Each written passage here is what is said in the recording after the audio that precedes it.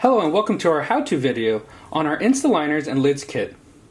When you open your box, you're going to find a collar and a measuring cup. Make sure to prime your measuring cup with the collar.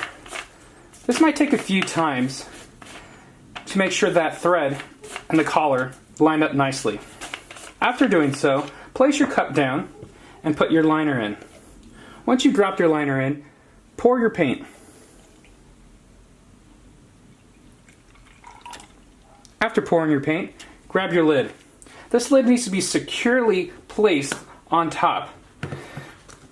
Use both hands and thumbs to close it.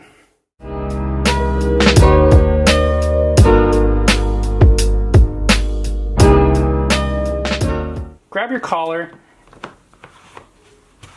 and secure that fitment.